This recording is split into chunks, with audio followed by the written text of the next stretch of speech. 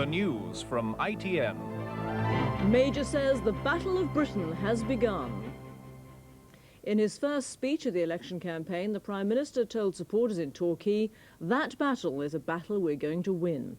He promised a positive programme of reforms and set a goal of zero inflation. The Shadow Chancellor John Smith called Mr Major a dismal Johnny who was doing down Britain. 6 new opinion polls suggest the budget hasn't changed voting intentions. They still put the two main parties neck and neck. Starring John Major, this was Tory election campaign the movie. Music by Purcell, arranged Lloyd Webber, and the story, the boy from Brixton who became Prime Minister. Today he offered his vision of Britain for this election. It's a battle of ideas, of ideals, about our future. It's a battle about how we live, all of us.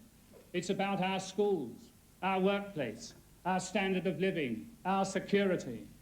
It's about who controls how we live, us or the state. That is what this election is about. But electioneering being what it is, he also said the Conservatives offered choice, while Labour threatened higher taxes and higher unemployment. The British people can now see clearly what we have warned them of for ages. Labour have a fatal addiction. They are high on tax. Despite a resounding no to both devolution and constitutional reform, Mr Major said he wanted to move the country forward.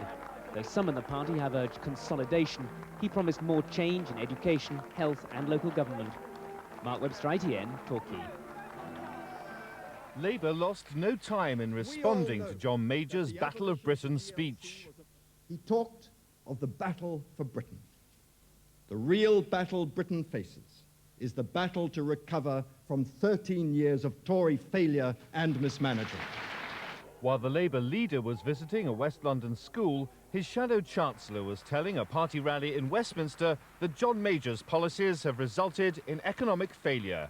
We say one thing, loud and clear, to the dismal Johnny in charge of our nation. Don't accuse us of talking down Britain until you stop doing down Britain.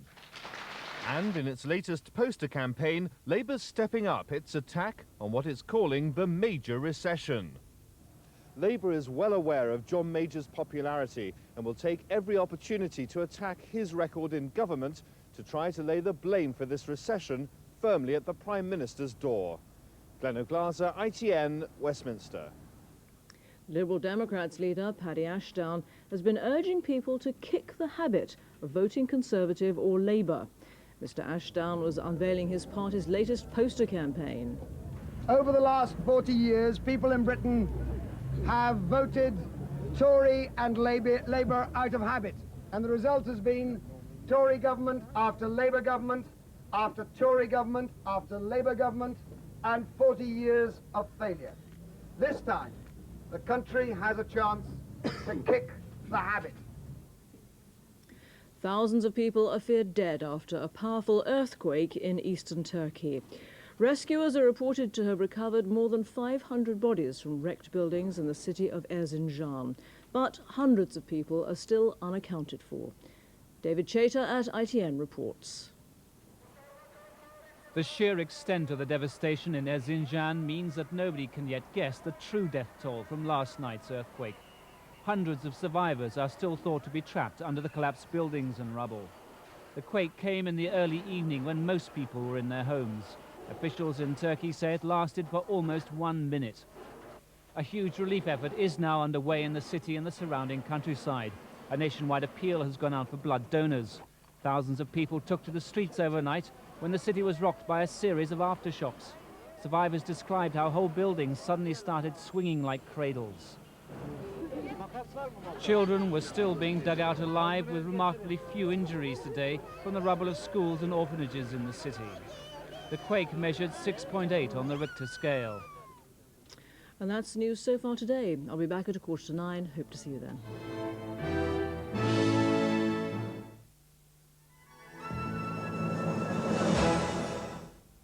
Hello, good evening. Well, even though there's more cold weather and snow showers to come for the far northeast, it's gradually being edged away as warmer air comes up from the west, but it's a slow process and won't actually happen until tomorrow.